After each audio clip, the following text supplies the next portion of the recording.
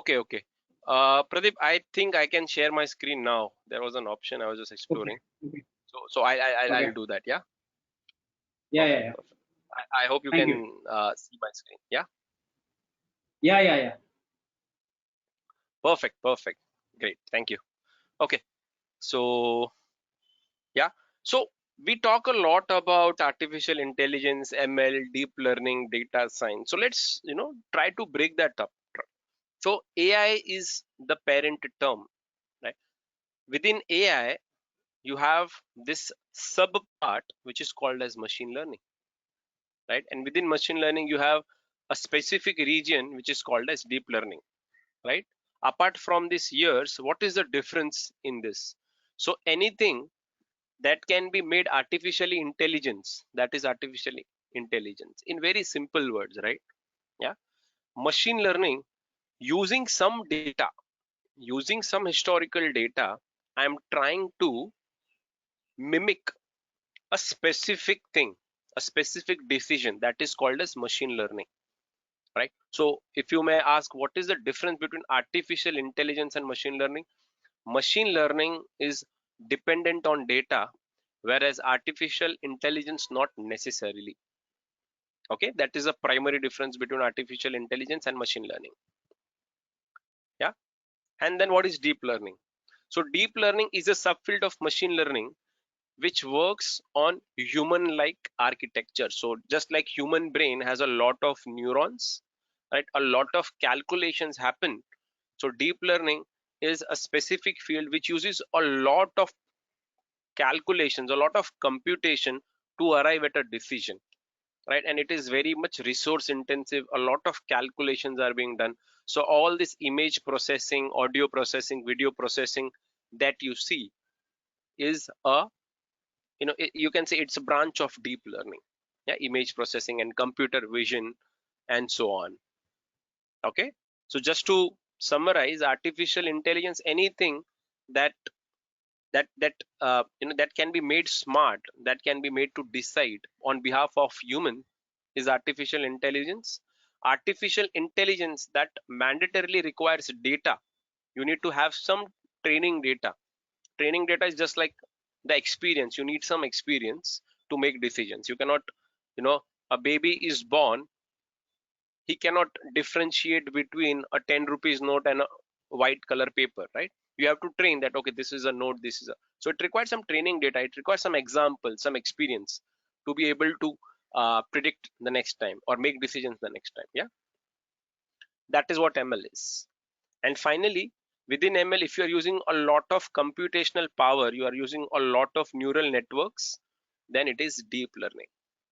Okay, so usually machine learning is preferable for structured data like textual data, rows and columns and so on. Deep learning is preferred for unstructured data like images, videos, audios, NLP, text data, yeah, graph data and so on. Okay, and these are the years it was invented. Now one thing that you can see is artificial intelligence, machine learning, or even deep learning, it was not born yesterday, or it was not born 5 7 years back. But in today's world we are seeing a lot of, lot of hype, lot of booms around machine learning, around AI, around deep learning. What can be the reason why suddenly such a hype, why suddenly it has, you know everybody is talking about ML, everybody is talking about deep learning, AI, data science? What happened, what changed? Ideally it should have been done in the early 2000s, right?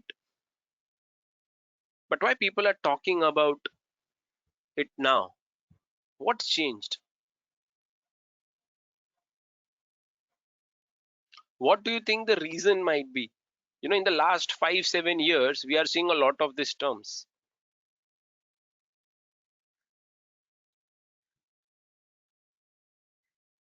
Okay, COVID. COVID was just an accelerator, right? I am in this field from last 8 years, and COVID just came 2 years back, right? So COVID was not there. Increase in internet users, very nice, very nice. So when you say increase in internet users, what happened because of increase in internet users? How many of you download movies, download songs, and then watch it? Or do you use Amazon Prime, Netflix, and so on? What do you prefer, downloading or just watching it on the fly? OTT. Yeah, OTT or cloud content. Streaming, right? Gone are the days where people used to download songs from website, right? Gone are the days where people used to download from torrents. Now they can just watch it on any OTT, any platform like YouTube, Netflix, Amazon Prime, etc., etc. So what is happening? You are consuming a lot of data, right? When you are watching YouTube, you are consuming a lot of data. You are consuming so much data that even 1.5 GB is not enough. At the end of the day, we, many times we get SMS, right? Data 90% over and all this, right? So what is happening? You are consuming a lot of data, and at the same time, you are creating the data. Now, what do I mean by that when I say that you are also creating the data? What type of videos you are watching? Are you watching cat videos or Katrina Kaif video? Are you watching makeup video or you are watching car videos? Depending upon that, you are being recommended for ads. Yeah, you are being recommended for ads on that basis. Okay, my camera is off. Sorry for that. I didn't realize that. Not sure if you can see me, guys, but yeah, I have turned it on.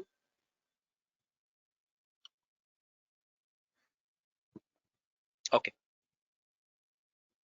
I hope everybody can see me now.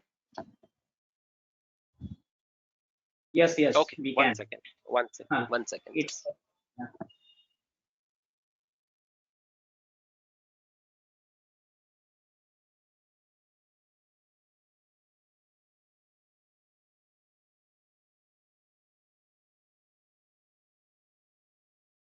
Okay, perfect. I'll continue.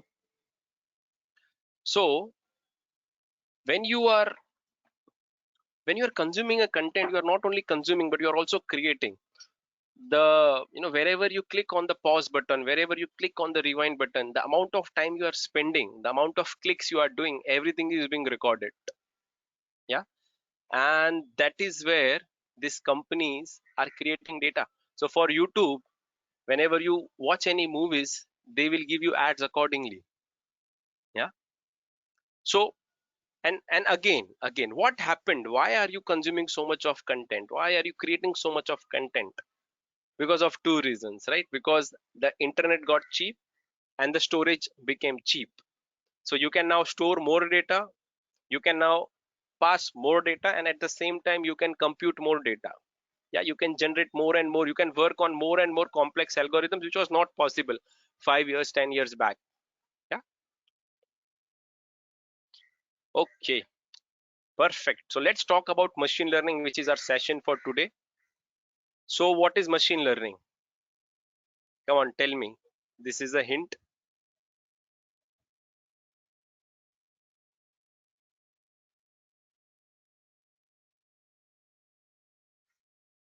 So I'm looking at the chat.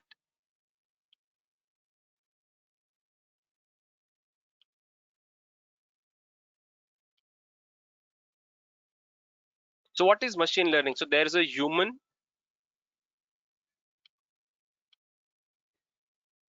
there is a robot that is learning something, and then there is a intelligent robot, I would say.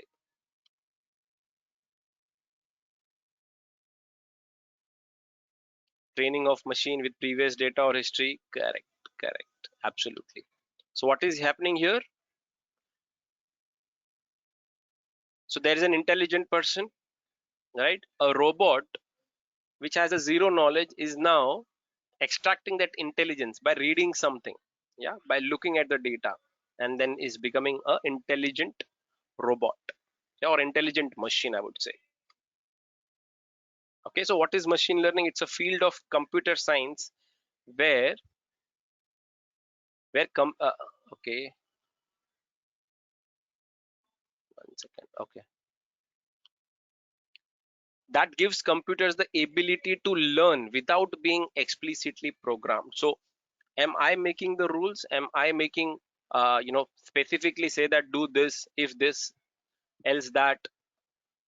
No, right? I am not explicitly programming it. The machine is able to learn that from itself. So I'm just passing examples. The machine is able to understand and make informed decision based on that. Yeah. Let me give you a very small example for that. So this is what a classical decision making looks like, right? So example, this is your input column and this is your output column, right? So usually we make these rules that if your feature 1 is greater than 0.5 and the product of F2 and F3 is less than 0.3, then do A. So what I'm doing, I'm creating a bunch of rules and making it very explicit when the machine has to do A, when the machine has to do B, when the machine has to do C, and if anything of doesn't work, then go for D. So I'm explicitly telling that. Yeah. So what is machine doing here? No, it's not an intelligent machine. It's just a machine, but it's not intelligent. I am replacing it with ML decision making. So what I'm doing here is I'm just passing the data, right? The machine is able to learn from itself, from the data itself, and then make the rules accordingly. It will automatically do some maths. After all, it's all maths, right? So I can use machine learning or I can use deep learning, anything. And it can automatically decide when to go for A, when to go for B, when to go for C or D, and so on. This is a very simple example of how ML has changed this explicit programming where you have to spoon feed each and every case with just data. Feed the data, watch it, implement it. That is what it has become in today's world. You are not making the rules, you are just passing the data. Of course, there are other nitty gritties that you need to make sure of, but at a scale, this has become very easy. Yeah, just feed the data and watch the machine learning learn. So why is the need? So we already know what amount of data we are consuming, right? I already discussed the amount of data we are creating as well. So what is that leading to? So from a survey, it is estimated that 90% of the data has been generated post 2016, right? We are in 2022. This graph is from 2018. And what do you think? The data would have gone up because this is an estimate. So the guy estimated this when it was 2018. But what happened in 2020, 2021? Because of COVID, the internet users boomed, right? People who were very afraid. So there were jobs like call center jobs, there were jobs like admin jobs which are not supposed to be done remotely, that are being done remote.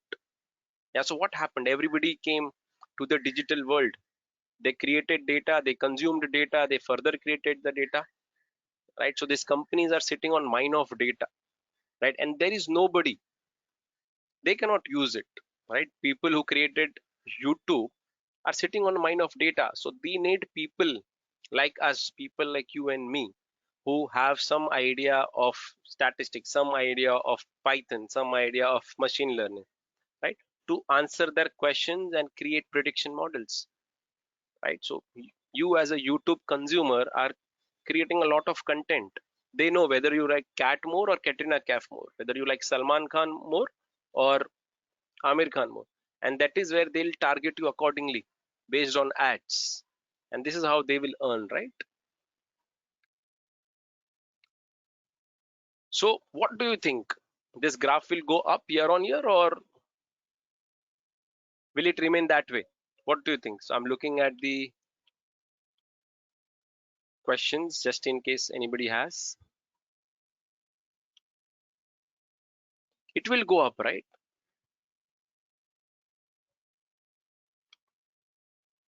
Absolutely, it will go up. So now if the data will go up, what do you think? They will need less ML engineers, less data scientists, or more data scientists? So whenever the work goes up, you hire more people, right? And that is why, that is the answer to the question, Why is the need of ML? Why is the need of data science? Because the data is increasing. Companies don't know what to do with that data, and that is why you will still see some companies, right? They are big, big companies, but still they have not adopted digital transformation. They have not adopted ML. So sooner or later they'll have to join that, right? Otherwise they'll be like dinosaur. In the next few years they'll be extinct, because everybody is using ML to make smarter decisions. Gone are the days where people used to make emotional decisions. Now everything is driven by data. Data will tell me what decisions are would be proven to be successful, what not, of course based on historical data. Yeah.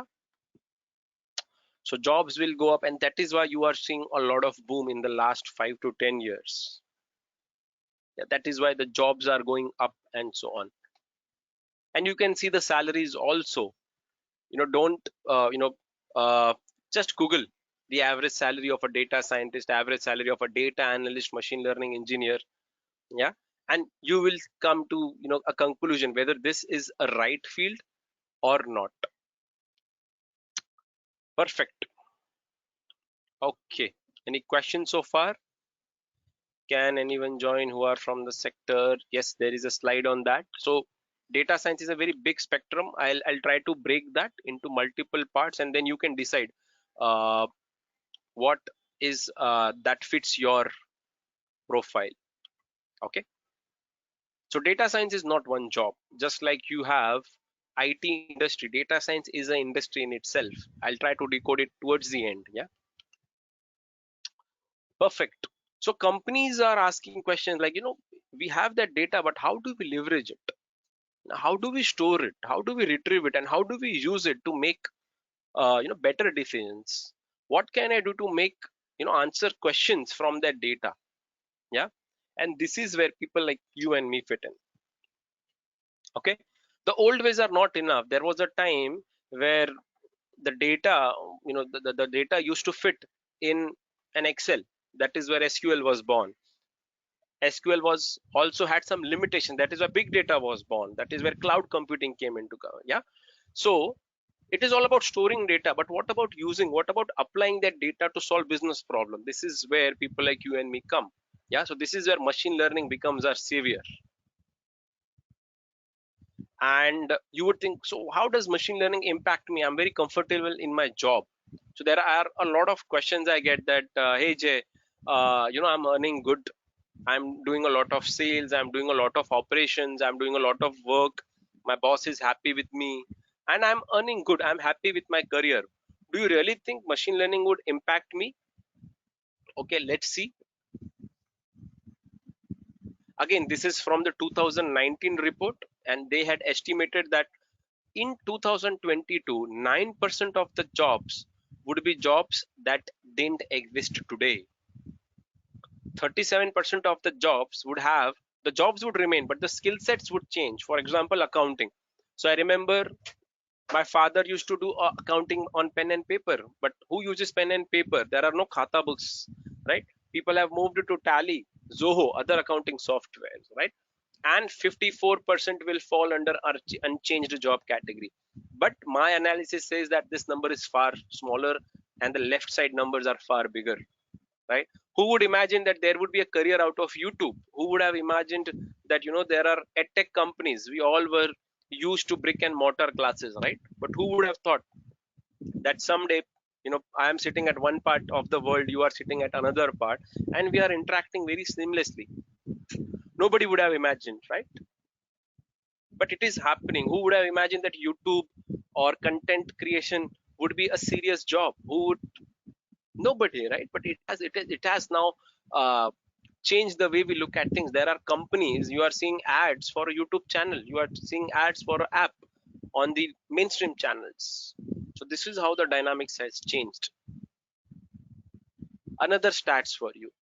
So depending upon which industry do you belong to, these are the number of jobs which will be totally new, right?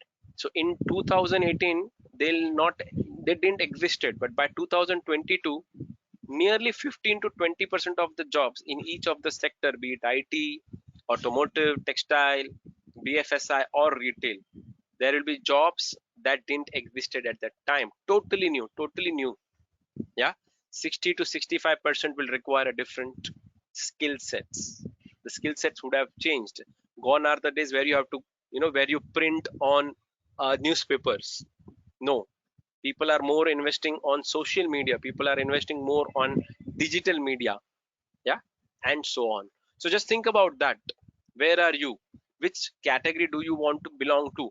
Do you want to, you know go against the tide and fall in this 20 to 35%? Do you want to risk your career in that, right? Or do you want to go with the future? Of course, as Indians, we are, you know our primary thing is job. Yeah. So always, I always recommend that, okay, think for the future. Does your job guarantee that after 10 years it will remain? If the answer is yes, then it's okay if you do not join the machine learning bandwagon. But if your answer is, if you don't know, or if your answer is no, then at least learn some part of it. It would be helpful, right? You will not be needing to code, but at least understand what is happening. Yeah. So that's my suggestion. And what are the applications of machine learning? Okay, okay. So there are a lot of applications. Yeah. So I belong to the fintech sector. So I'll start with that. Do you know there are bots trading? How many people know share market? I'm sure everybody would have heard how the shares work, how the trading is done, right? So who does a lot of fast trading? It's also called as algorithmic trading, bot trading, right? So there are some rules set. There are some triggers that are given to a algorithm, and it automatically triggers. Right? So whenever it sees that, okay, there is a particular trend in the data, there is a curve, it's going up, and slowly and gradually it's taking a U-turn. Now it is gonna fall. It sells it, and so on. So there are a lot of trading, very hyper fast trading that are being done by bots. Risk analytics.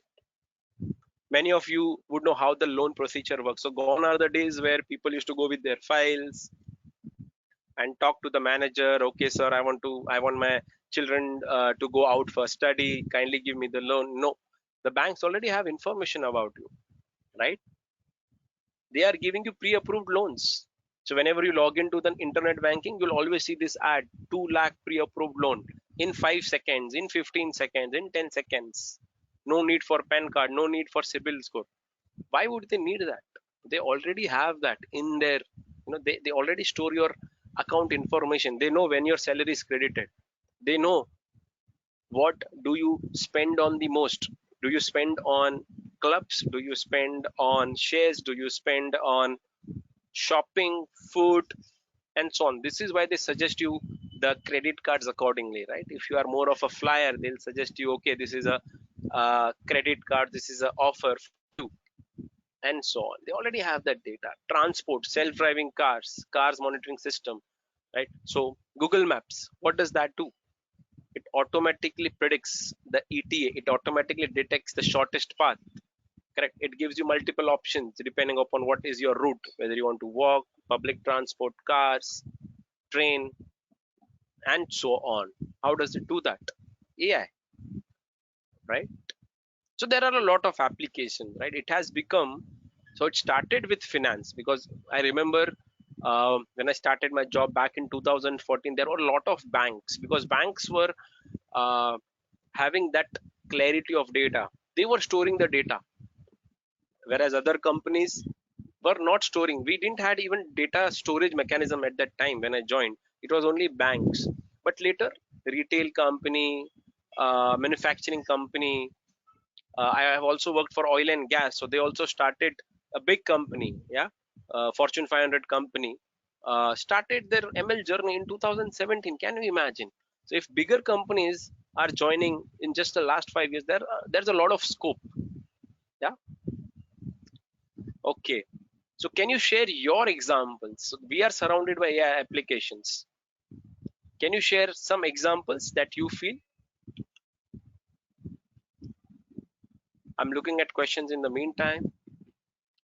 is there any scope of climate data scientist? A lot. Trust me, there are a lot of sectors that want energy, climate preservation, UN, they want such people. Yeah, of course they are very niche, but it's in demand.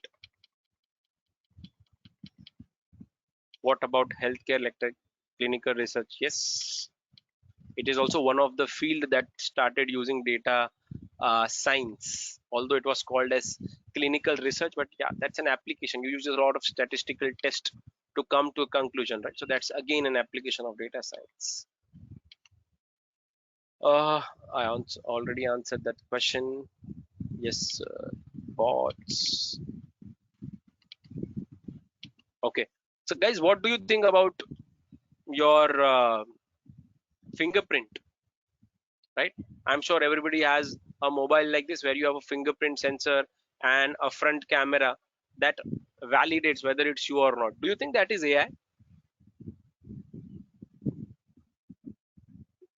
Come on, what do you think? Is it AI or is it something else? It validates, right? So whenever you are buying a new phone, it captures your signature of your face. Signature means the unique features of your face, that is called as a signature, right? And you have to give some profiles, left, right, and so on. And then whenever you are, either you are, it detects that okay, this is the same person whose signature is stored inside the or authorized person. Yeah, and it does not matter if you are in mask, if you are wearing specs, if your hair are short, long, it does not matter if you are in daylight or dark. It is able to predict for most of the time. So what is it doing? It is making decision, right, whether the person is the authorized person to use that mobile or not. Correct. Even the fingerprint sensor does the same thing. It has a signature pattern and it validates. It does not, you don't have to keep the finger in the same pattern. If you keep it left, right, it is able to decide that.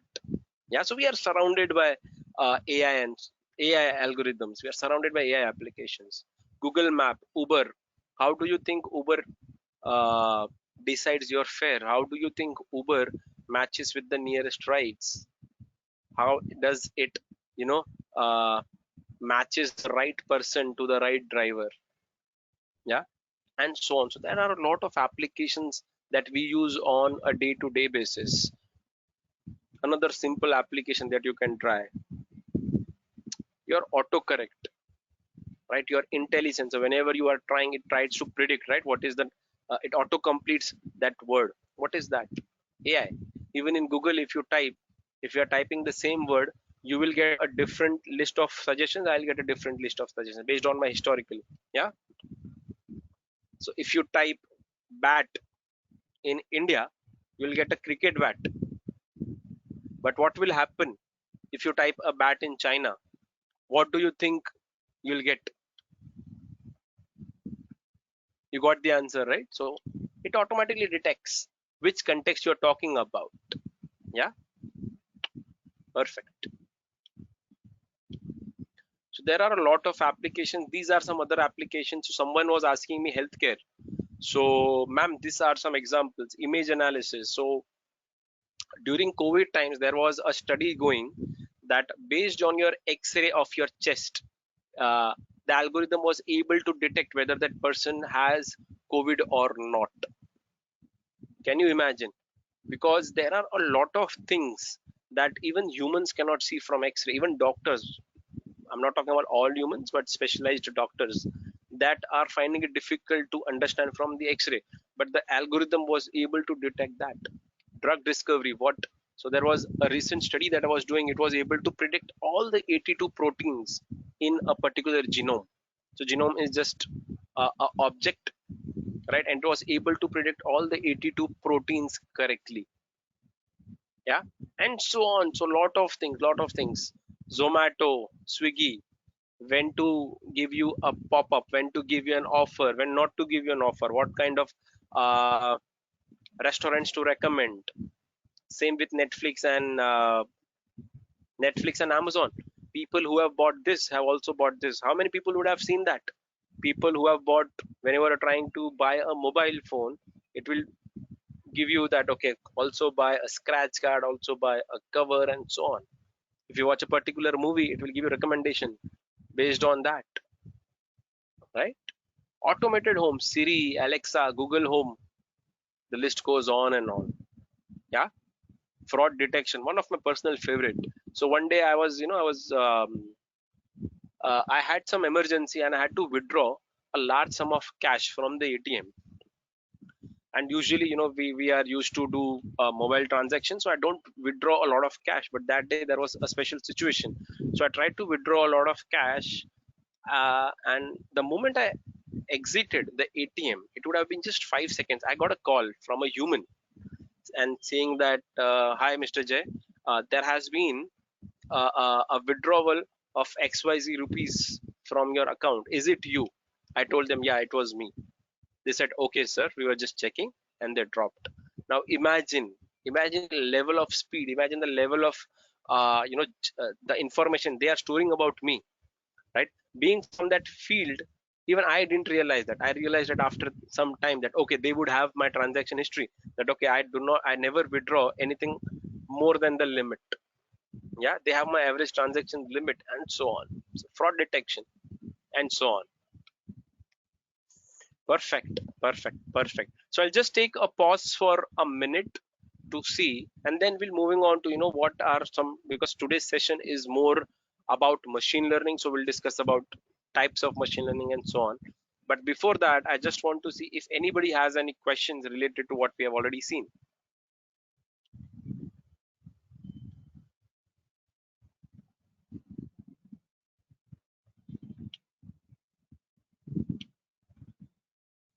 Digital marketing, yes. So I have worked. So a lot of campaigns are being driven by AI.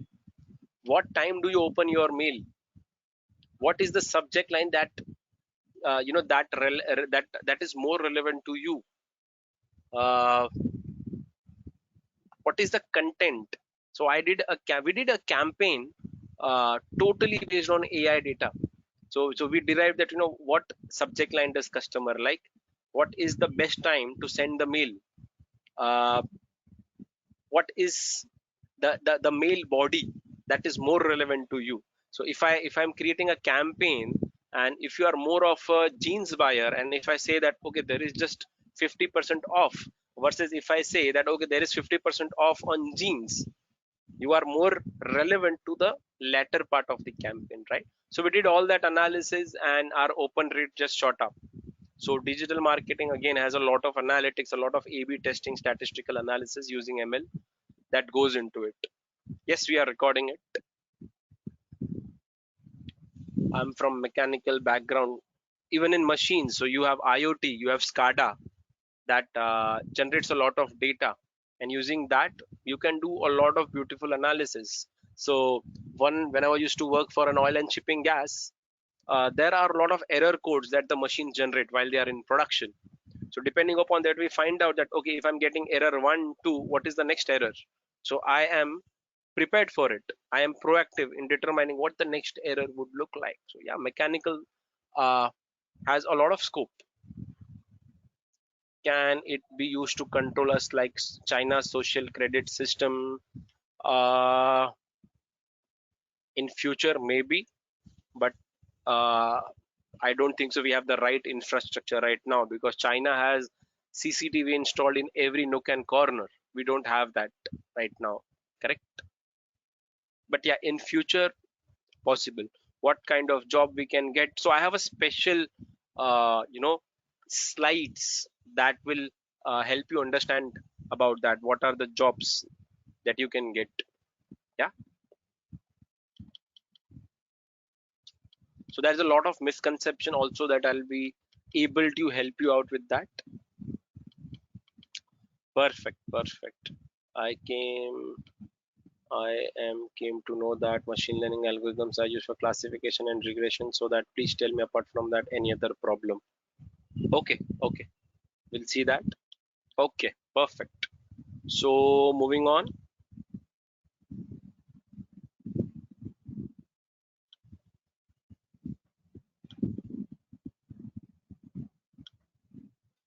All right. So what are the types of machine learning?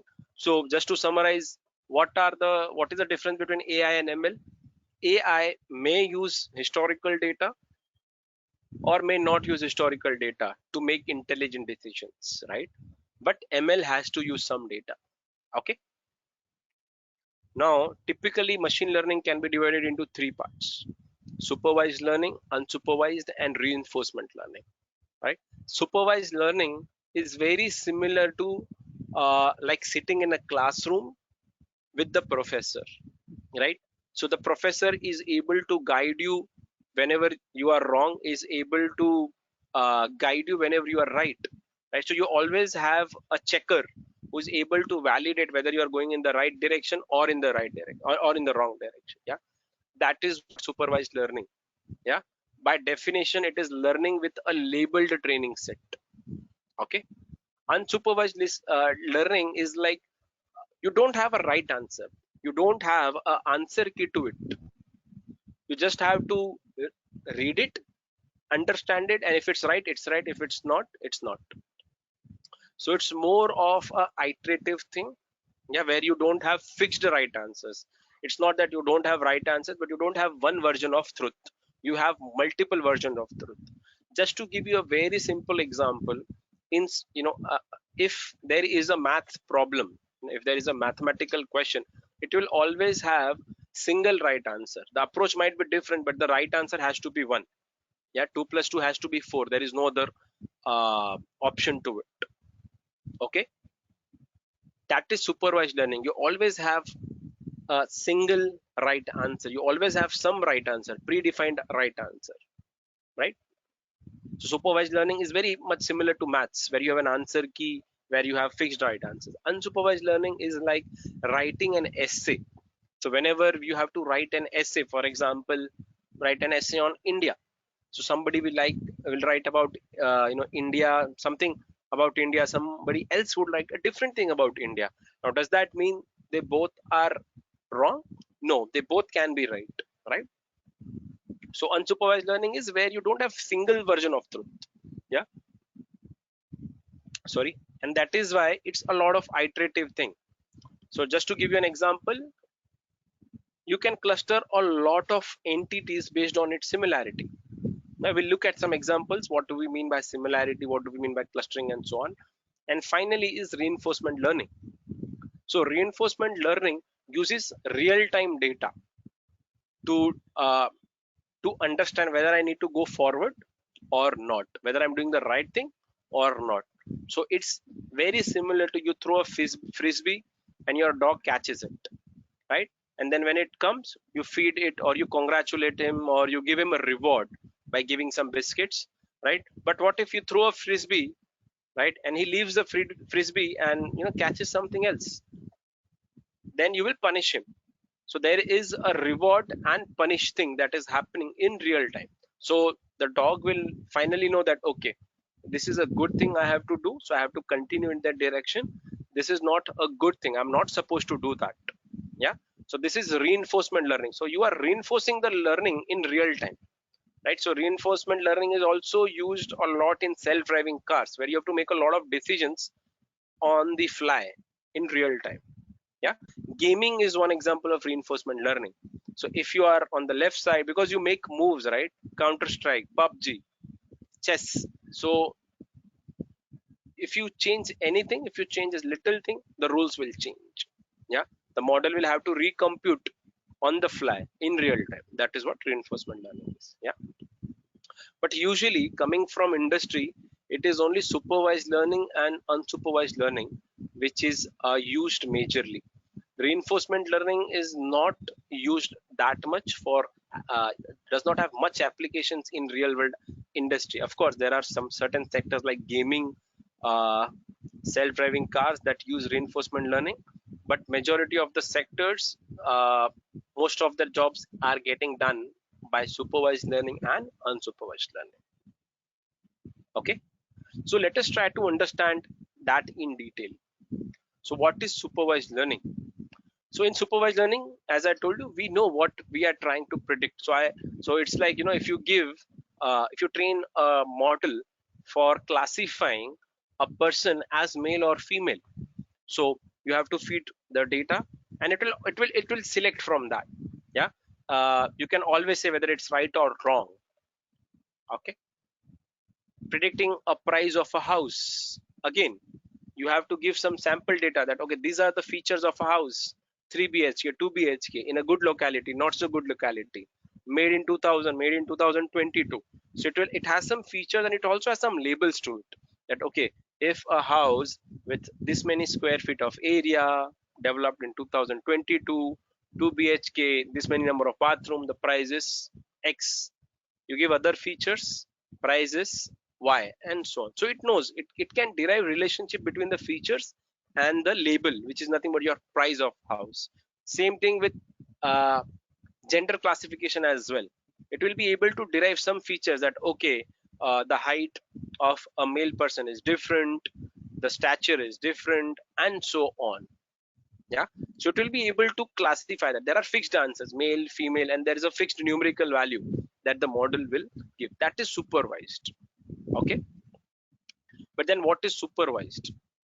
Imagine, I don't know, I don't have a label, but I want to create a cluster, right? A very real life example would be, if you go to your Google Photos, uh, and you click on people, it will cluster it is already created a cluster based on the people within it. Just try it after this session. I was also pretty much surprised to find it out, but just go there, go to Google Photos and click on people. You will find that it has automatically created a bunch of pictures wherever that person is present, and it does not matter if that person is based on your family, whether you know the name of the person or not, right? So if there are 10 pictures with your face, you will be there. But if there are other pictures which have a common face in it, it will create a cluster of that. The same thing happens with location. So if you want to find out all the pictures that were taken in Singapore, it will give you that. So what it is doing, there is no label, right? It is just clustering or grouping the records, in this case images, based on some similarity. That similarity can be a person in it, the similarity can be when it was taken, where it was taken, your mobile phone, the date, month, and so on. It can be anything. There has to be some similarity between it. That's it. Okay, that is what we call it unsupervised learning. And finally, reinforcement learning. You have your external environment, you have your agent. Agent is nothing but your model. It performs an action, either you reward it. So reward here means anything. It can be a positive reward, which means giving a biscuit to a dog, or it can be a negative reward. Yeah, anything can be done. Yeah, and then it also stores the state. So it is in continuous feedback loop. It is in continuous feedback loop. Okay, that is what reinforcement learning. So whatever you are learning, you are applying to the next action. Based on the feedback of that action, whatever you are learning, you are applying to the next action, and the feedback loop continues. That is why it's a closed loop. You do some action based on the environment, you either get a good reward or a negative reward. You update yourself, and you know what to do, what not to do, and everything is happening in real time. So that was about the three major types of machine learning. Now if you ask in industry what we use, there are a lot of unsupervised learning problems that are there. There are a lot of supervised learning problem that are there. There are a lot of unsupervised learning which gets converted into supervised learning by some methods, right? And finally we have to solve that. Okay, any questions till now? Any questions on that? Let me open the chat window and see if there are any questions.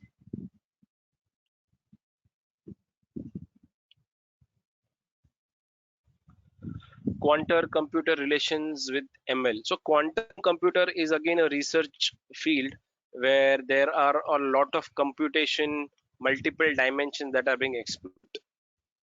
So it has some relations, but not now. In future, there might be some strong relation, but right now there is not much of a relationship. Yeah. Uh, Apps like Healthify is an example of supervised learning where app for some data. Yes. So healthy fire, there are a lot of apps that ask you for your permission, right? um, I'll just give you a real life example. Just try this once. Take two mobiles from your home, right? You are in the same location because you are in the same house, same geolocation. Keep a battery uh, of one mobile on the lower side and keep the others on the higher side. Either open Uber, Ola, anything is fine. Search for the same destination. Yeah.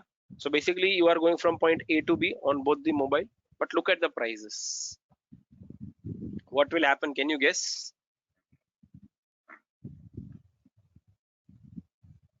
Just guess what will happen if you are Uber and Ola. You are here to uh, you are here to do business, right? So what will happen? You'll try to take that advantage of a situation, right? You know that the person with the less battery has very little options. Time is precious for them, so they'll not waste their time or battery in opening one app, second app, waiting for 5 minutes, turning off their net, coming back, and so on. Time is a luxury for them, so they'll try to maximize or monetize on that situation. The same thing happened, right, in Mumbai. Whenever there are rains, the rickshaw walas will charge us higher because they know we don't have any option, right? So they will charge on the higher side. So that is how business works. Yeah, correct. So you can try that. Does MLAI need a lot of programming language knowledge? That's a very good question. So there is a misconception that ML and AI requires a lot of coding language. So it's not that. uh, there are a lot of different roles within the data science domain. Some requires less knowledge, some requires high programming knowledge. So you can choose where you fit in. Yeah, of course, Python is one of the tool, as rightly mentioned in one of the chat. So you can see where you belong to. But this is a good field to be in. Even if you are not good at programming, of course, having programming knowledge would put you in the upper quadrant. The packages would be higher. But if you don't have at the moment, that's fine. You can still get an entry to it and upskill with time. That's totally allowed.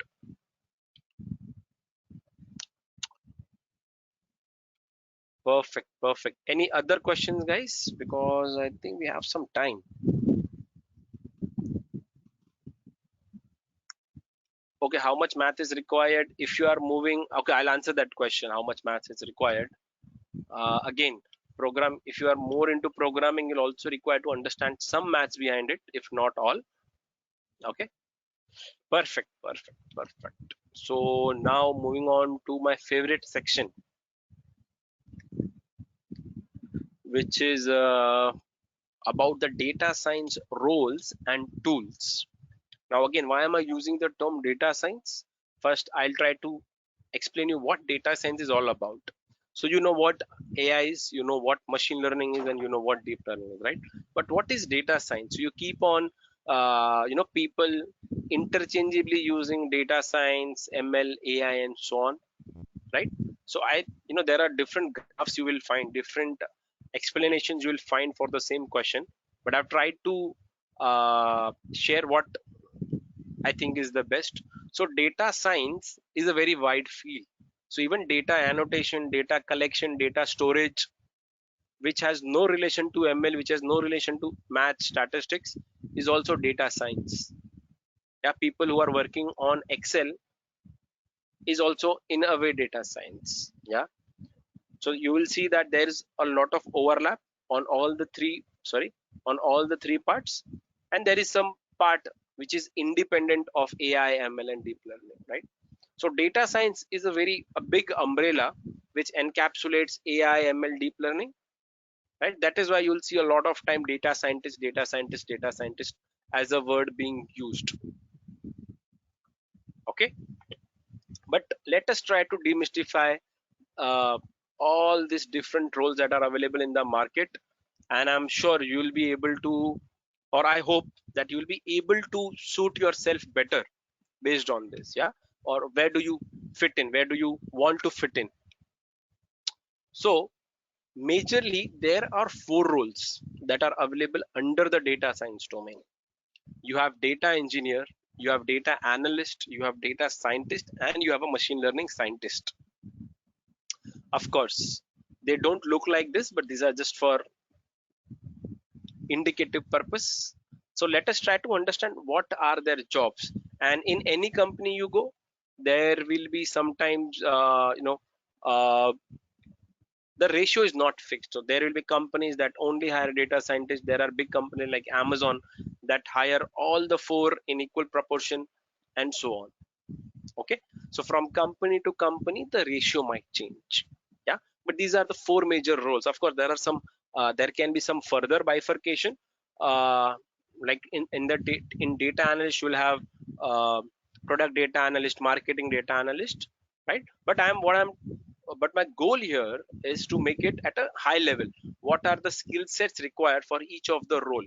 And hence you can see, you can decide for yourself where do you want to see yourself into.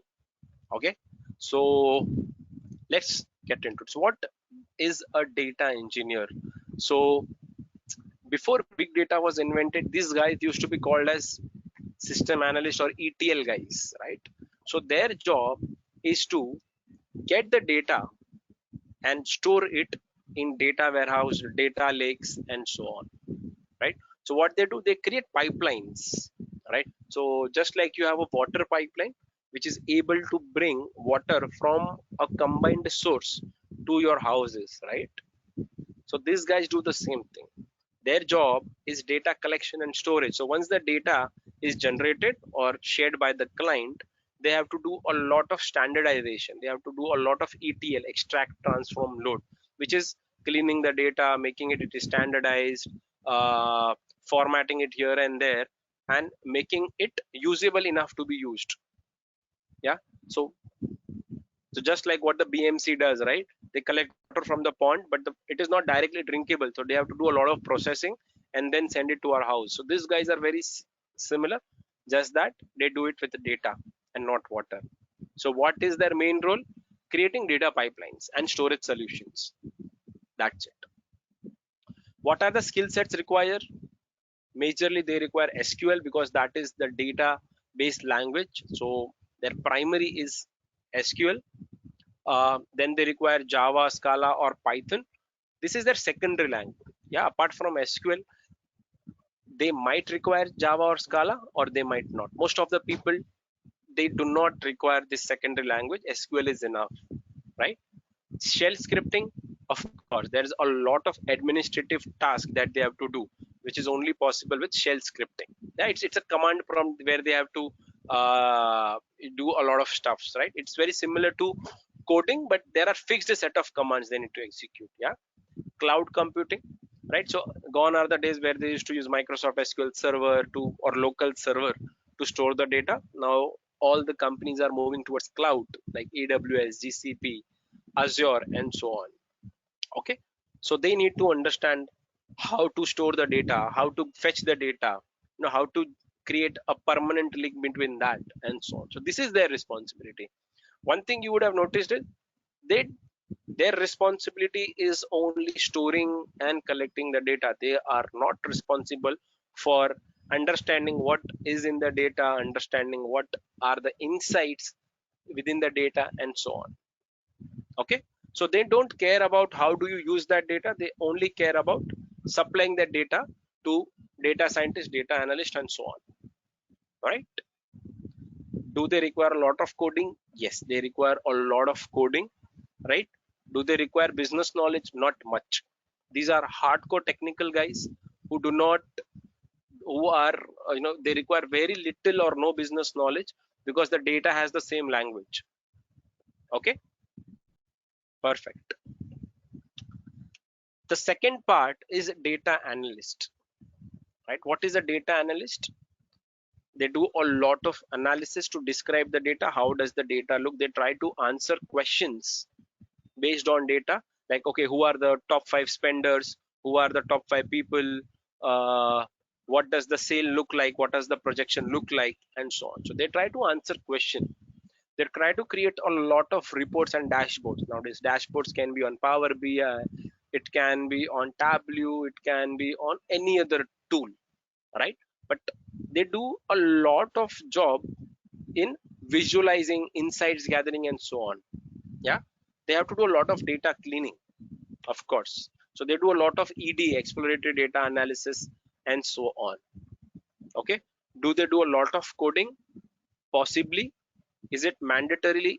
No. SQL, of course, if you know SQL, if you instead of so there are a lot of times where the data is stored.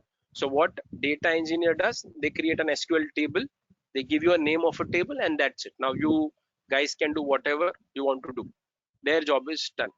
So many times you have to pull the data from the SQL tables rather than getting it in the CSV or XLSX file. Yeah, so having basic SQL is good. There are a lot of companies where it is not required, but yeah, most of the companies require you to have at least basic SQL knowledge. Basic, not much. Yeah, spreadsheets, of course, that is what the final outcome needs to be in, right? It has to be a chart, graph, analysis, recommendations, and it has to be in Excel. Okay, because that is what the management wants. So these are the people who create reports, BI, business intelligence, business analytics, and so on.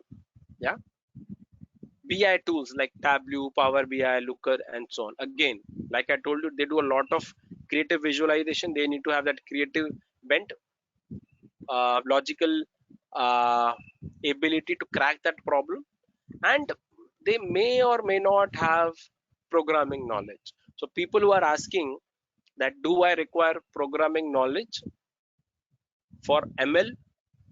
I'll tell you the answer. But do I require programming language for data science? This is the field that you can aspire to be. If you enjoy programming, nothing like it, good, welcome to the club. But if you think that, okay, I want to do data science but I don't want to do programming, right? I tried, I failed, it does not interest me, I'm not interested, I cannot do it, whatever the reason might be, this is something that you can explore. Yeah, okay. Next thing is data scientist. Now what do data scientists do? So they are a step ahead of the data analyst. They have to do exploration, they have to do data cleaning, they have to do a lot of POCs, proof of concepts, experimentation, to prove their point. Yeah, uh, they do have to do a lot of case studies, right? That is why they have to be well versed with statistical methods. When I say statistical methods, it means, it does not mean median mode or basic statistics, it means some hypothesis testing, uh, and a few other things. Yeah, ANOVA, regression, and so on. They need to understand maths behind it. So for a data scientist, maths is important. Yes. Okay, run experiments, POCs, and they also have to get a lot of insight. So based on whether the experiment is successful or not, they need to collect a lot of data sets, right? And they do a lot of traditional machine learning. So they usually use Jupyter notebook to see whether feasibility of machine learning is there or not, right? And these are some tools that they require: SQL to retrieve the data, to aggregate the data, and definitely Python and R.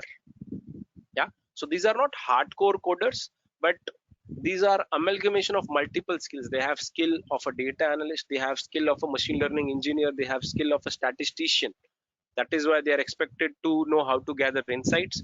They're expected to know how to use a programming language Python to solve problem, and they're also expected to know how to understand what all algorithms to use. Yeah, so they are amalgamation of statistics, data analyst, and machine learning engineers.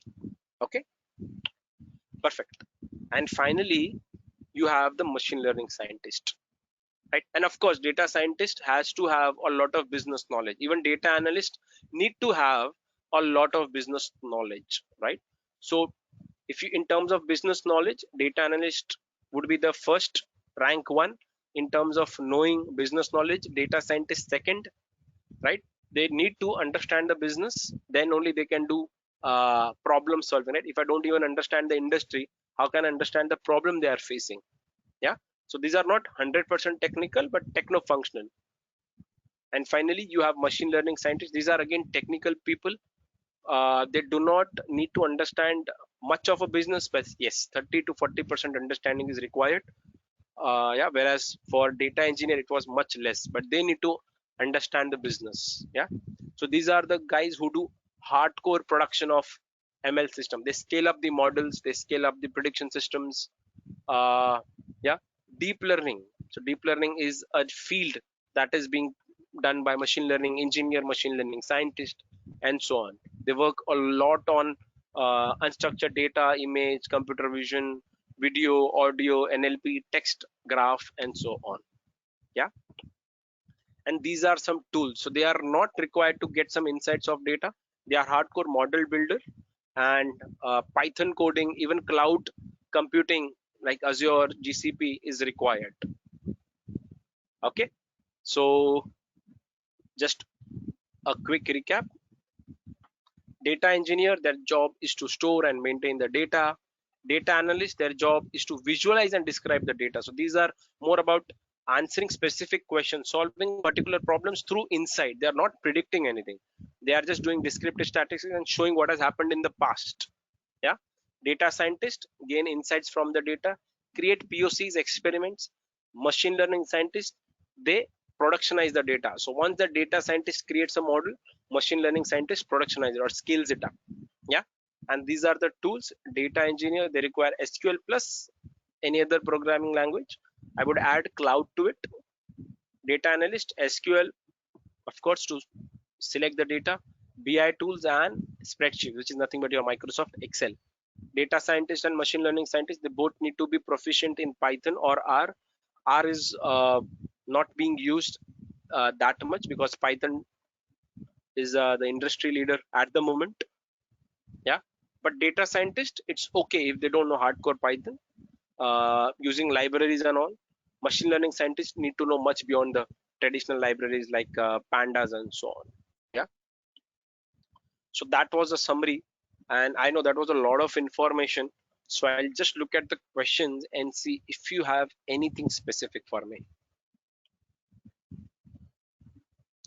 So I hope everybody now, that question like, do I need programming, do I need maths, uh, are being answered. How much of regular practice required to enter in the job? You require a lot of practice because this is a hot field, right? And even people from non-technical backgrounds are trying for it, so the competition is up. So having a good mentor like Edvancers, right, and practicing will put you in the top 10%, right? If you have the right guidance, and if you are practicing by yourself, there is nothing to stop you. What, who do data mining, web scraping? Machine learning scientists, they do a lot of web scraping. Data mining is nothing but analysis of data. So data mining can be done either by data scientist or data analyst both. How much time it take to learn SQL? It depends on person to person, but usually 1 month is more than enough if you are practicing daily. Yeah, in these four departments, UB divisions are there. I don't know what you mean by UB divisions are there. I'm sorry, not able to understand that part. And these are at a major level. Of course, there are specific parts to it as well, but yeah, these are at a very high level. Yeah. Acha, any subdivisions are there? Yes, yes, yes. So there are subdivisions, but that would change from company to company. So when I used to work for marketing analytics company, uh, there was only one data engineer, multiple data analyst, and only one data scientist. They didn't have any machine learning scientist, right? But if you go for companies like Amazon, they would have many data engineers, they would have many machine learning scientists, they would have many data scientists. So it changes from company to company. Yeah, in some companies you'll only find data analyst because the data comes to them directly from client. They don't have to clean it, they don't have to build pipelines. Yeah, and within data analyst you'll have product analyst, you'll have HR analytics, and so on. So there are sub departments, but it will change from company to company. I am a B Farm graduate. I have some basic VBA coding. That's a good thing. Advanced external knowledge. Just wanted to know how hard will be the learning process. If you know VBA coding, it means you understand coding, right? You understand what are variables, you understand loops, and so on. So it would be, you know, uh, not a big deal if you want to transition into Python. Of course, you'll have to learn a new language, but you already have the background of what loops are, what variables are, what counters are, if else, and so on. Is this jobs remote? That again depends from company to company. But yeah, in today's world, a lot of companies are hiring for remote, so you can get both. But yeah, it's not something that you have to do on the ground. You can do it work from home as well. How much time required to learn zero to advanced machine learning? Uh, that's a very subjective question, but I have seen people who have upskilled themselves, who have trained themselves in ML in 3 to 4 months, and they work. You have to, of course, work on real life case studies. Otherwise, the theoretical knowledge is not enough. You have to gain some practical. You have to get your hands dirty, get those, uh, you know, experience, that problem solving skills. That would require another 3 months. So at an average, 3 months of learning and 3 months of applying to solve real world problems should be enough if you are practicing. I hope that answers your question. Okay, any other question that did I miss?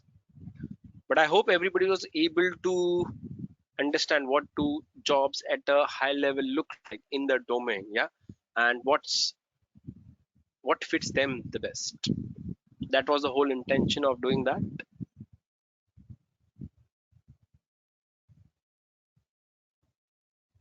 I'll wait for another 1 minute and then we'll continue. I am a civil engineering background. That does not matter. That doesn't. If you are an engineer, I'm sure you are a problem solver, right? This is what engineering teaches us, to be a problem solver. But I have seen people who are 10th pass, 12th pass, pass excel in this. So if you have the right attitude, if you have the right skill sets, technical, non-technical, years of experience do not matter. And we are lucky to be in a phase where knowledge is being rewarded much more than your background, your degree, and so on. So I've seen people from vernacular medium, 12th pass, learning courses from Coursera or doing any certification, and then joining small companies and slowly and gradually transitioning their career to Amazon. So I myself have seen a person life that has transitioned. Of course, the journey is not easy, but it's not impossible as well. I'm working. Can it be useful in electrical vehicle technology? Yes. You'll see that a lot of automotive are using. I don't recall the word, but they are using data. I don't data matics or something like that. Telematics, yeah, telematics. So uh, Tesla does that. So Tesla will automatically tell you which part requires servicing. It will also tell you based on your current location which uh, which garage is the closest to you. And if you need, it will also book an appointment for you, so that when you go there, you already know the parts are already, you already know the parts are there or not. They are already being kept there for you. You already have an appointment, so you go there and everything starts. Unlike what happens if you do not use that, you have to go there, ask whether you have the parts or not, and so on. If yes, they'll have to arrange it, uh, and then the process will start. But imagine what data analytics can do here. Yeah, Python language is enough to create a new algorithm in machine learning. I'm not sure what do you mean by creating a new algorithm, because the first step is about using the existing algorithms to solve a problem. As a data scientist, our job is to use what is already there to solve a problem. Yeah, we don't have to reinvent the wheel. But of course, there are people who understand the maths, who create their own algorithm using Python, Python is just a language, right? Algorithms are language independent. You can have an algorithm in C, Python, R, or even on pen or paper. Yeah. So to answer your question, yes, it is enough, but it is much more than that. I have done diploma in mechanical engineering. Like I told you, your background is just I would say is not very relevant. If you have the knowledge, your background is not relevant. So it does not matter whether you have done civil engineering, IT engineering, or hotel management. If you have the knowledge, if you have the skills, industry is happy to take you. Yes, a lot of so data science is used in civil engineering. Yes, of course, yes. A lot of architectural problems are being solved by data science. You have a lot of predictions. You have a lot of so what is CAD model do? It also uses a lot of data analytics, right? It also does a lot of physics, automatic physics application into it. If you have seen Iron Man, there's a lot of data science being used, although that is just virtual. It's not reality till now, but you got the point, right? It does uses a lot of data science to tell where are the gaps and so on. It automatically recommends you. What is the difference between data analyst and business analyst? It's the same. The only difference would be business analyst is more on the business side and less on the technical side, and vice versa for data analyst. Yeah. After a long gap, can I start my career in AI? Of course, if you have the skills, the only requirement is skills, knowledge, and skills. If you have that, it does not matter if you have a career gap. It does not matter if you are a fresher or a 10 years old guy. It just does not matter. So we are very lucky to be in times where, uh, you know, we don't have to prove ourselves by showing a degree. Yeah. If you have the right knowledge, you have the job. Okay, perfect. So I think there are no more questions. So how does a life of a ML scientist look like, right? Of course, I'm not talking about a data analyst to be specific, but this is in general data analyst, ML scientist, a data scientist, and so on. Yeah, the company has a problem, right? Their sales are not going up, customers are churning out. There are some problems with a particular process, and so on, right? And there are data being stored. Okay, so they are facing some business challenges, so they go to the data scientist or ML scientist, right? And they share their problem and they share the data. Now it is the data scientist, ML scientist, or data analyst that analyzes, is there any correlation, is there any relationship between a problem and can I answer it within the data? For example, there is a particular machine that has to be repaired more as compared to its other peer machines. Now, upon analyzing, he found that okay, this is made in China and everything else is made in India. So that's a trend, right? That's an insight. It got that okay, this particular machine, because it has a different mechanism to it. It has a pattern in it, which is it was made in China, and that is why it is leading to more downtime, more problems, and so on. Right? So they are trying to identify some trend and pattern into it. Right? In general words, they are providing solution. Now, this solution can be insight, it can be a machine learning model, or much more than that. Right? They are providing solutions to the problem using data. Yeah, and they are playing a key role in in solving that problem, right? And that is why they are getting played a lot. They are not coders, they are not statisticians, they are not developers, they are problem solvers. Yeah, that is why machine learning, data science is one of the highest paying job in the market today. Yeah, and finally, once that problem is solved, that leads to increase in revenue, that further leads to lowering the cost, improving the profit, being successful, and driving more success for the company. That is how the flow looks like.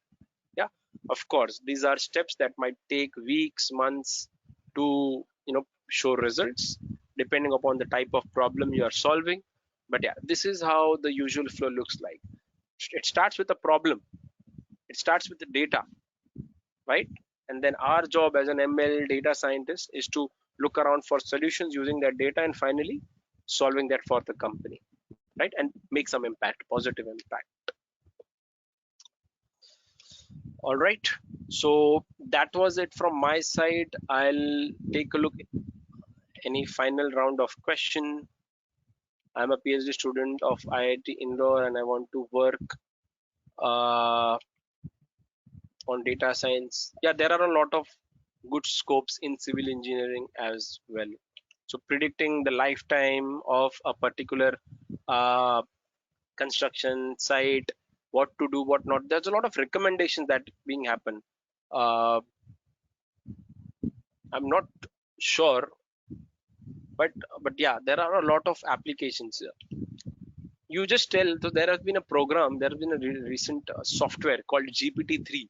You just tell them that okay, create a CAD diagram with 540 square meters with 2 BHK and so on. It will automatically do that, right? So these are some applications that I can think of. Kindly brief as I was late. So we started with uh, what is the difference between data science, AI, ML, and deep learning? Why are you seeing the boom, right? Because of the data storage being cheap, cost efficient, data computation being cheap, cost efficient, the data transferring using internet being cheap and cost efficient, right? Which is leading to companies generating a lot of data but not having enough people to make sense out of it. This is where we as data scientists, ML engineers, data analysts come and solve those problems. Yeah, and then we just had a difference between what different types of ML are, what are the different roles in the industry under the data science umbrella. So data science umbrella is big, and what type of roles are there in the company at a very high level. Okay, so I hope that answers your question. Cool. I think we are good. That was it from my side, guys. Pradeep, you want to take it over from here, or Yes, how's it? yes. Thank you very much for your information. It was really nice. And I would like also to thank the student that they are sitting until this time. So it makes sense that you are really interested in these things. And again, once I would like to thank you, the speaker, for his guidance to all of us. And from here, I would like just to discuss about Advancer and what we do and what courses we offer. So let me just share my screen just to have a view on it. So, Yeah, I have just stopped sharing mine. okay. Yeah, okay. So I'm going to share my screen. I hope you can see it. Yes. Great. So, uh, so this is some of the courses which we do over here in Advancer. So you can see that we have a lot of tie-ups with different institutions. One of them is like with IIT Kanpur, and we have this course called Machine Learning in Python. We have another course, Deep Learning using Keras and TensorFlow, and Data Analysis in SQL. Uh, so there are some projects associated with these courses, like you have to complete mandatory minimum of 5 projects completed and approved at the end of the course. So this is one of the criteria. There is another criteria where you have some more different projects and you have to complete them as well. So this criteria also fulfills the fact that the project is not only based on problem solving, it also caters to the some objective type question. Then there is a main problem which you will solve using data. You will run across multiple different machine learning algorithms and then try to crack the problem. And there is a cutoff score associated with that. You need to crack that cutoff score so that you will get your certificate. And we are also very flexible. It's nothing like, it's, if you are unable to do it in the first time, it's not like we are not going to, you know, give you another chance or something like that. It's like, you can have unlimited amount of attempts. So you don't have to worry about those things, that okay, I missed, I mean, I was not able to do it in the first time, what should I do? You can always ask us. So something like this will always help you while you are doing your course. Then there is another course like advanced certification in data analytics, again with IIT Kanpur. So in this case, we have a business analytics course in R, we have a data analysis in SQL, and data visualization in Tableau. Again, the criteria is given as four projects should be completed, and the number of hours is 90 hours. In this case, earlier it was 150 hours plus. So it depends on the type of course that you want to enroll in, and once you enroll in, you can see what all you can do. Now let me make things a little bit more clearer to you, and then I'll come to the questions. That some of these courses are, most of these courses are instructor led, while some of these courses are also self-paced. We will discuss some of those also. But with IIT Kanpur, every course is which you can see over here is instructor led. So we will see some of these courses also in the down, that what courses are there which you can follow along. Okay, so I hope this makes sense until now. We recently have tie-ups with UPS now, and we have these courses like predictive analytics in R, machine learning in Python, domain specialization, data analysis in SQL. And we have again 5 projects over here, and 150 hours of learning as well. So this is similar to the first course. But it's again tied up with UPS. It's not tied up with IIT Kanpur. So that's another course. And then we have AI intelligence specialist. This is something which is more advanced in nature. So people who are not from technical background may try to see this is more on the learning side.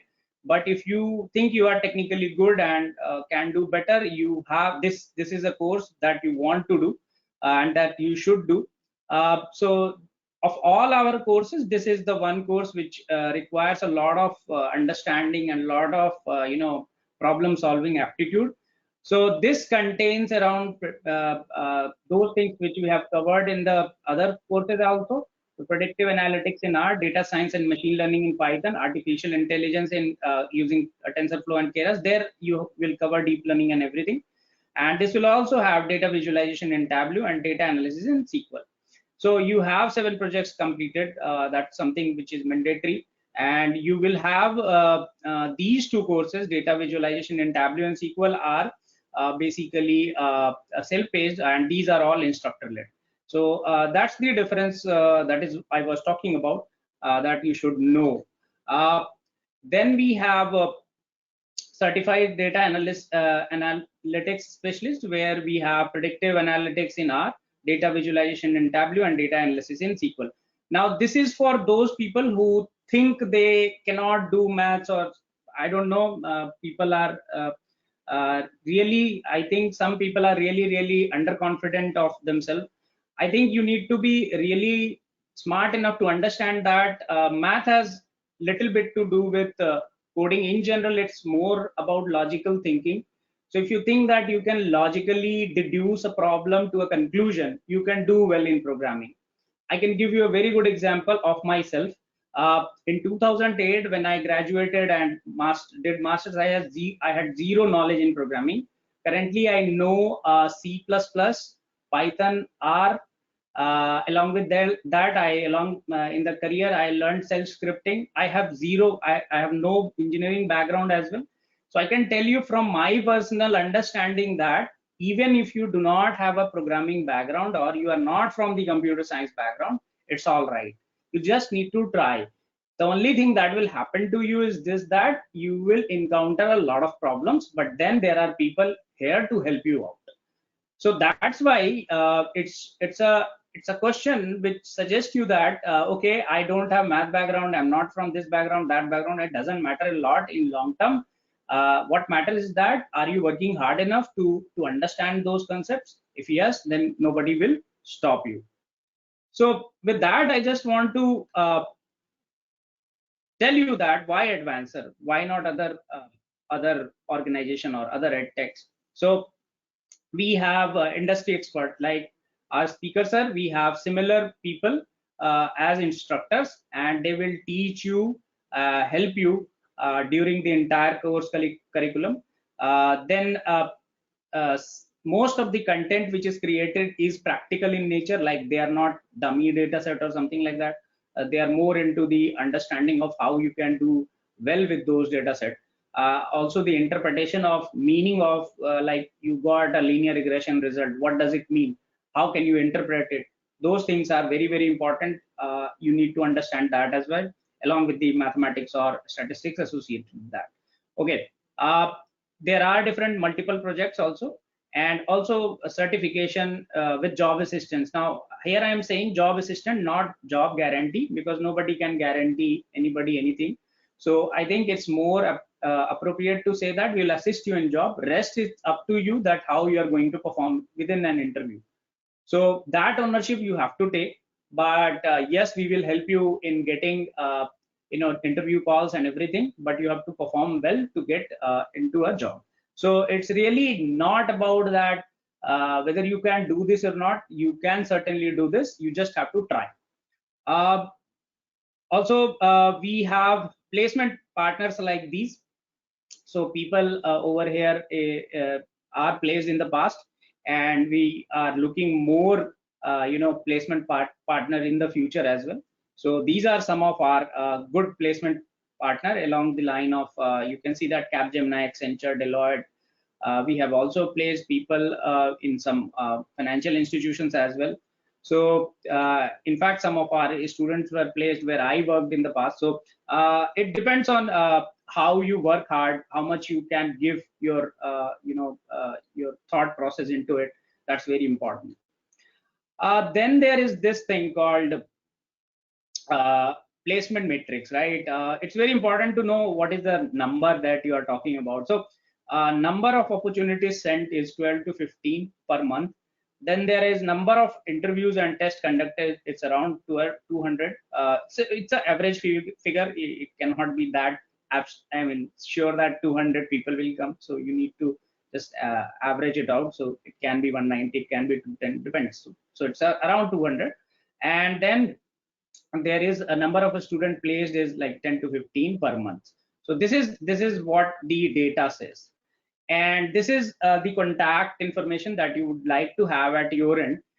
This address right now we have just shifted to another address on Monday itself.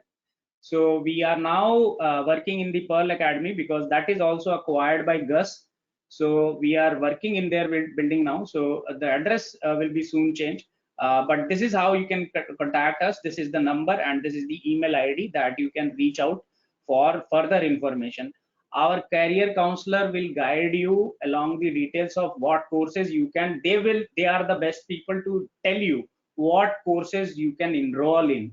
So we are based on your understanding of things, your background information and everything. They'll ask you a lot of questions, and you have to tell them honestly that what you are actually looking out for and what's your background. Based on that, they will refer you to do these courses. Some of these courses will be apt for you. Regarding the faculties, as I told you, they are all industry people. There is no one who hasn't done any industry experience is teaching with us. So we'll get some real world nice examples that you can correlate with. Okay, so that's something, and you don't have to worry about whether you are from Tamil medium, Hindi medium, English medium, Marathi medium. You don't have to worry about all those things. Those things don't matter a lot in current scenario, because people are looking for skills, not for language efficiency. Yes, to some extent communication does impact your work. Yes, you would do good if your communication skills are good, but it's no way the only parameter. If you are good in certain things, I have seen people do well in Excel and they are doing really, they become Microsoft valued professionals as well. So it depends. If you are picked something, you want to do something with it, go ahead and do it. Nobody is going to stop you. Okay, with that, I'm going to take some questions. If there are any questions, I'm just going to look at them and see if I can answer. I am coming to that machine learning algorithm which are used in classification. So can you please tell me, apart from that, any other problem? I am coming to that machine learning which used in classification. Okay, so for example, if I may give you, I'm also from a banking domain. So fraud model is a genuine example of a classification technique where someone is going to do a fraud. For example, you applied for a credit card, and let's say you live in Nalasopara, and you given your application to the bank. The bank has maybe rejected your application. You haven't done anything bad to bank, or your past even history is good, but maybe you live in a location where most of the fraud has happened. So based on past behavior, bank try to put some negative weights to a particular location. How do you get those negative weights? That's again history learning from your classification modeling techniques. For example, a logistic regression can give you a negative weights for a location, right? In that case, bank try to avoid those locations, and they will just tell you that you live in a negative location. Nothing except that, they will not say anything. Another example is like your credit card can be rejected if you haven't taken a loan somewhere. So your bureau information is zero. So based on that, they might not provide you a credit card. That's one example of classification. With terms of, if you are looking for regression problem where you are looking for a continuous data as an outcome, then pricing is a good example that you want to predict some sort of pricing. So it really depends on what kind of problem you are trying to solve. In insurance also, there is one great example of classification is underwriting model, where you help the underwriter to tell which customer we should take, or they are more risky in terms that they can be hospitalized in near future, so that we have to pay them. So in insurance, there are two ways to uh, to there are two ways an insurance company can get some not so benefit from a particular insured person. One is like the person insured has done some fraud. Another way is that he might have got admitted in the hospital. Let's say it's a health insurance, and his bills are really high. In those cases, insurance company try to avoid people like those. So if you have a history of medicines, and then probably you go to a insurer that you want a health insurance, probably they will not give you, because you have a history of a medical condition. So similarly, you have seen cancer plans, right? If somebody in your family had already have a cancer, and you try to get a cancer plan, they will not give you. Why? Because there is a risk associated with that. So these kind of things that insurance company do to a customer, it's because there is somebody somewhere down the line has created some model, and that model is telling them that do not give this person a loan or a insurance, because that there is something bad is going to happen in future with a certain probability. So that is how these things work. So this is how it's really interesting. Okay, PPT please share. Okay, right away I cannot comment whether I can share this PPT or not. I have to ask, but if it is okay, I have no problem in sharing.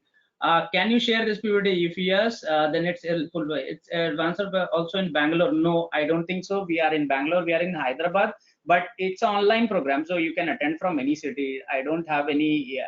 I don't see any problem with attending you online. So you can, if you want to visit us offices, then we are in Mumbai and Hyderabad right now. uh,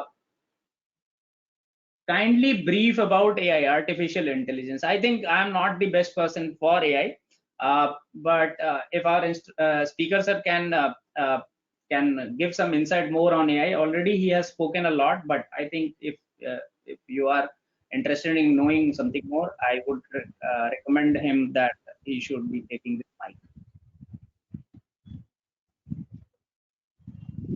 Yeah. So I'll just share a short insight about what has already been said, but I'll just reiterate for the gentleman.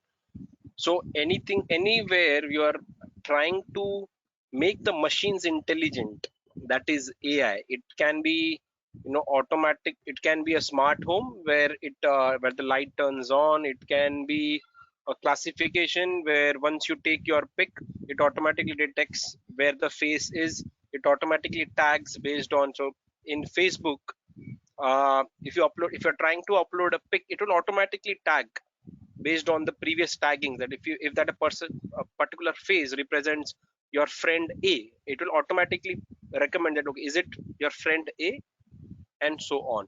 So anywhere you are trying to make the machine smart or make intelligent decisions, that is AI. And you have multiple verticals in the AI that we have already talked about. I hope that answers your question. Yes, Pradeep, you can. I think that is what we Uh, can share. yeah, thank you very much. If we have skills but doesn't have any certification, then also companies see. I tell you about this. Sometimes we need validation, and that's why you are probably doing BSc, Masters, engineering, something like that. World is not perfect sometimes, and it frustrates every time when we see around that there are a lot of talented people, but they are not getting a chance. So yes, in a way certification helps, right? And it gives some sort of boost in your career, which is in early stage. But yes, after 5 years nobody is going to ask you about your certification or your degree, or nobody asks me right now that what was your marks in graduation. I was a really bad student, right? In graduation I got 54% marks, but then I'm working in a company which was doing really great, was building really great product for finances. So the point I'm trying to make is marks doesn't matter, your background doesn't matter, nothing matters. Only thing which matters is your hard work, and how much you can literally do by doing things by your own hand. And there is no magic in this. It's all hard work. So whosoever you meet in life who is in this field, you will see one thing in common across all of these people. They have done some hard work in their life for some time. It may not be constant, like 10 years ago the amount I invested for learning things is much higher than right now, because frankly I don't have time a lot right now. But also there is this thing called, when I read less right now I get more. In my older days, in my earlier days, I read a lot, get less, because my mind was not evolved. With time your mind will also evolve. So don't think in this way that if you're not getting in the first go, you'll not get on the second go, third go. Keep trying, keep pushing yourself, you will get it. So yes, certification improves the chances of getting inside industry. But yes, sometimes if you are exceptionally well, it doesn't matter, because I've seen people have zero certification and done well. Why? Even I was one of them. In 2008, there was no ed tech as such. Right now, right? Nobody has taught me. I taught myself. It took a time, right? But then you have to be that, patient enough with your life. And right now, with things around us, we are getting impatient day by day. So it's important to understand that yes, the answer, this is a very complicated question. The answer to this question cannot be a yes or no, but I would say this, that it helps to have a certification with you in current times, because everyone else have. That's one thing that you need to understand. Also you need to understand, if you are exceptionally well, then probably you don't need anybody at all. Okay, you can do good by yourself. You can just push your work online and let the world see how or what you are doing. So I am speaking both ways, that yes, you are exceptionally well, you don't have to worry. But if you are average candidate, then probably you need it. And probably you need help to understand these complicated topics. Uh, Sir, I have a break in career in last 10 years. That's a good question. Uh, so sometimes we have a break in career. I'm not sure why it broke, but things can happen in life. So I had a break of career in my life for 2 years, between 2011 to 2013, because of neurocystic cirrhosis. I cannot see from my right eye. Okay, I'm telling you because you need some sort of motivation over here. So I'm just telling you because you need to know that there are things in life which you cannot control. The things which you can control is this, that you can study, work hard. So I cannot guarantee that people will take you on or not, but if you are good enough for a for a certain work, I don't see why people will not take you just because you are aged. So some people, when I first started my job, I was 28, but then career break has happened 2 years after that. It took me 3 4 months, and that point of time, it's not a big market like this right now. There is a lot of work in the market, but there are no good people. That is what is happening with everywhere. We take like 100 interviews and then select few 5 6 people. We need 50 people, but nobody is good enough. So that's the problem. So if you are good enough, even with that age, I don't see a problem. But yes, you will certainly struggle a bit more than compared to other people. That's something which I can think right now. But yes, it's not a big deal. You just need to believe in yourself. Even if you do not go with Advancer, or I mean, if you are trying to do something by yourself also, you need to focus and understand that you do not give things up, right? You just keep trying.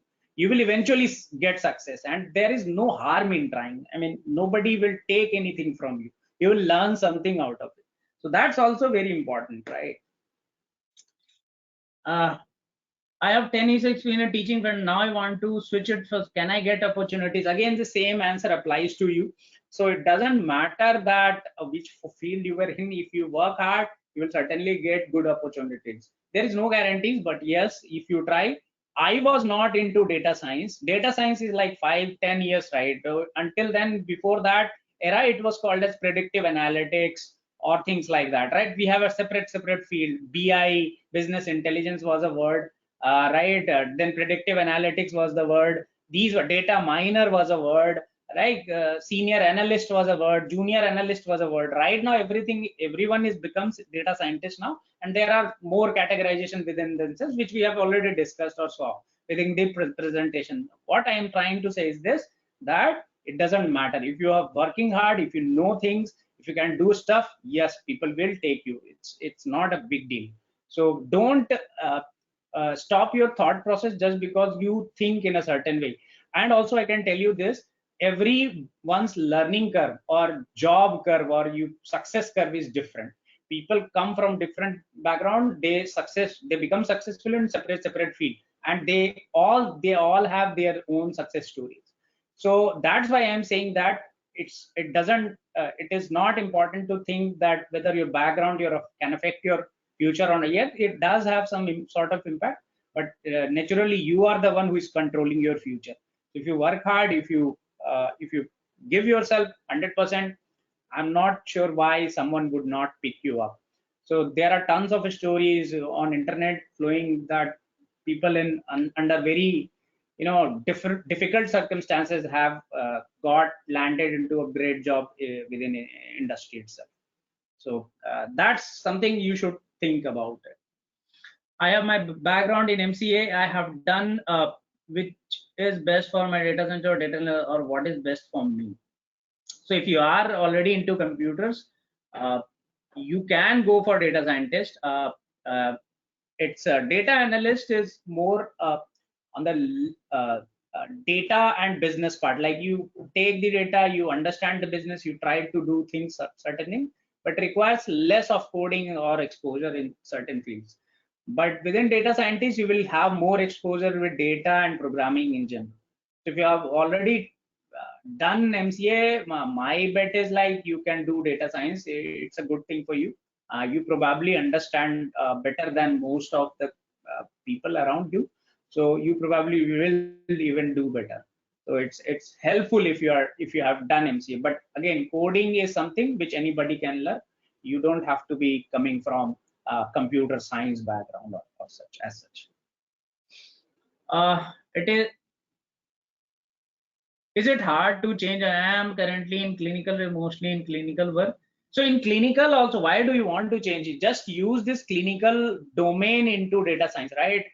There are companies like Eli Lilly, Pfizer. I worked in TCS for Pfizer. Then there is this company, Novartis. they hire data scientists. So if you have some exposure with data scientists combined with your knowledge, you will be unstoppable, my dear friend. So I don't see this is a drawback. In fact, I see this is a really great opportunity for you to involve in yourself in data science, because you already have a domain expertise in some sort of business. So you are into clinical pharma, learn this uh, thing and combine your domain with your data understanding and see how does that work for you. But I think it's a really killing field. There is very less people like you that exist in industry who both have a domain expertise as well as expertise from programming or technical background. So if you do that, you combine them, you will be in the intersection which can be really really good. You can be a subject matter expert for that matter as well. So I don't see that's a drawback at all. I think it's a great opportunity for you. Any more questions?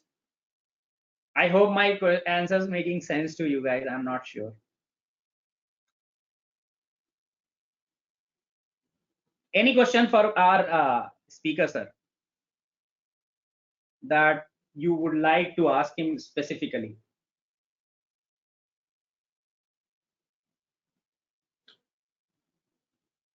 No? Okay. You can reach out to us. This is our, the deck says all. So this is the phone number and the email ID. Yeah. So ask Madhu, what is the question for speaker, sir?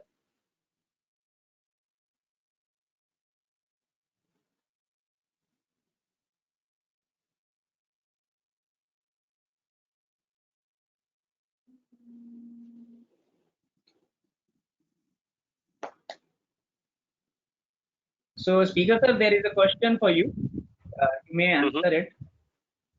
So she's Sure, sure. asking, how can we get Mm-hmm. hands-on real project after we learn Python? Okay, so that's a good question, because machine learning is a field very similar to swimming. You can learn all the books, but until and unless you get yourself into the water, you cannot swim, right? No matter how much you big books you have read. So data analytics is also very similar. Machine learning is also very similar, and you have to get your hands dirty, right? So there are two ways. If you are doing it on your own, there are a lot of open source projects. There are a lot of open source government data sets, climate data sets, population, criminal, hospital, medical records out there on the internet. Just go for open source data, and you will get your answer. The other way, if you don't have that time, if you are not if you don't have that luxury of time, if you want a structured thing, you can always join a edtech firm like Edvancer, where all the case studies, real life case studies for different domains, hospitality, retail, finance, fintech, uh, and other banking, insurance, etc., would be provided in a curated way, and you'll be able to learn in a more structured environment rather than finding out or figuring out all by yourself. So it would be more of a supervised learning that you'll be doing here, as compared to unsupervised learning if you do it on your own. I hope that answers your question.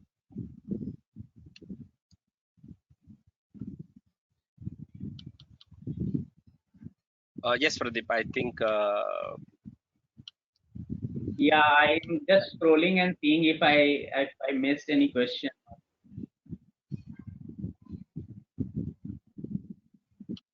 There is one more question. I am currently working in machine learning related work. So after 1 year, which of the company I should try for? I okay. So first of all, within work year, with 1 year of experience, you should not look right away. I think you should spend some more time. In my personal opinion, this is my opinion.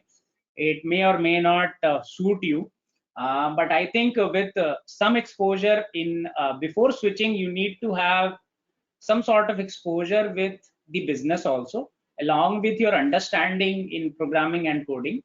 But if you do want to switch, look for companies which we may be into. So it's up. it's up to your interests. So for example, some people are really great in consulting. So BCG, Ernst and Young, these are some cool companies. I work with Ernst and Young, so they have great projects in machine learning AI. So you can try these companies. If you are into product, you can join some product companies, or maybe if you want to pursue banking, go join bank. So it's up to your interest what kind of work you want to do. Do you want to be a consultant, or do you want to work with some product firms where you try to develop your own things within which is to be used internally, things like that. There can be a lot of, or you want to do a startup, go and work with startup to see how they work. So all these things, it's up to you. I cannot pinpoint what kind of company you should try for, but I would request you to really think through this, because with a 1 year of experience is not a lot of experience, right? You should try to focus more on your domain understanding, along with your uh, understanding on the fact that you can correlate business with code, and that gives you much more great exposure while you are giving interview to other companies. So that's very important, that whether you can correlate your work with programming or doing something. So that is a really great intersection that you should work for. But yes, you need to think about which area you are comfortable with. So that's up to you. I cannot comment that you should go in certain area or certain particular companies. But yes, you can try. Definitely for consulting, that is something which is good for people who really want to talk or give presentation, or they want to analyze 360-degree view of things. Those people really do well on those places. Uh, okay, any more questions to any of us, or anything else that one would like to know?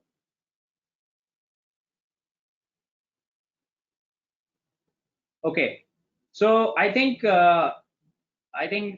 we should stop now. So I hope everyone has enjoyed it. I would like to thank you all, uh, and I would like to thank the speaker sir for taking out time to enlighten us with his thought. And thank you very much for all the participants. You stayed late. It means a lot to us also. So with that, I'm going to end the session. Thank you very much, and take care, all of you. Bye bye, and have a nice time ahead. And all the best to all the aspirants. Take care. Bye bye.